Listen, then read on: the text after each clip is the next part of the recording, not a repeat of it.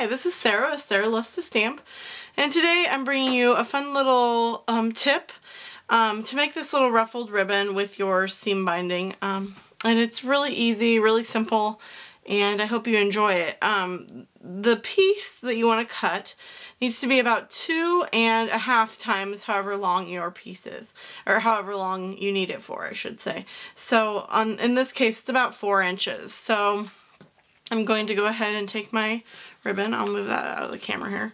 And I'm just using my grid paper to measure it. I know you can't see all the way down there, but there's 4 and there's 8. And then I told you 2.5, so half of 4 is 2. So I just need 2 additional inches. So a total of 10 inches.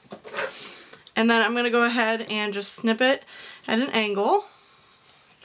And if the other end's at an angle, that's fine too. And if you're doing this with a different kind of ribbon, I find it works really well with the seam binding. If you're doing it with a different kind of ribbon, you can burn the end so your string doesn't come through, but the 2.5 it helps me make sure that I don't have that problem. So anyway, you can just get started. So I just kind of pull at it like this to let it fray. And the seam binding, again, frays really easily. The reason I like it cut on the diagonal is it's very easy to see where you can grab, you know, a piece and pull. So I'm just going to go ahead and grab one of these right here. Oh man, just missed it. So maybe it's a little easier if you have fingernails like mine. Oh, you know, I want one a little farther over. Am I picky today or what? I know I'm holding that up kind of high probably for you, but I don't want to stick my head in the camera. Okay, there we go. Oh, I thought I had one. This is definitely the tricky part. Then once you get going, you'll be like amazed that it was as easy as it is. Okay, so I'm going to go ahead and pull this one right here. I think I have more than I want to have. There we go. Okay. So I'm pulling this guy, and I don't even know if you can see him. He's a tiny little wisp of a thread, really. And what you're going to do, you can see it's starting to pucker. You're just going to work that down. So I'm just working it. I'm just working it, holding onto this piece, and then just working it down, like so. And you know, you just keep working it until it looks the way you want it to look. You may like it. Oops. Sometimes your string will break a little bit. No, that one didn't happen to be a big deal. Sometimes it'll break off like here, and then you just need to grab a different string. It really doesn't end up mattering as much as maybe you'd think it would. I'm sorry with my arms, I keep moving the grid paper sheet here. But you just keep working it until it looks how you want. And then always make sure, again, I use my grid paper, and just measure and make sure that it is 4 inches in my case. I mean, maybe yours is longer. Yeah, I need to work it just a hair more. Mine was about 3 3/4 or so. Okay, there we go. Let's see how that looks. Yeah, that's pretty close too.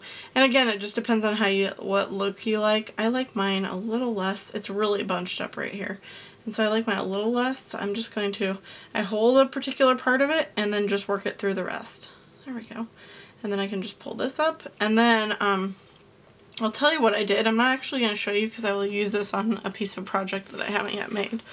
But I put a piece of sticky strip down, and on mine, I did this crochet trim first, and then I laid it, and I put that like on the bottom half of the sticky strip, and then there was a little bit left exposed at the top, so I could just press this onto the top. So I just put it on my project like so. Oh, it would look pretty with 2 rows, wouldn't it?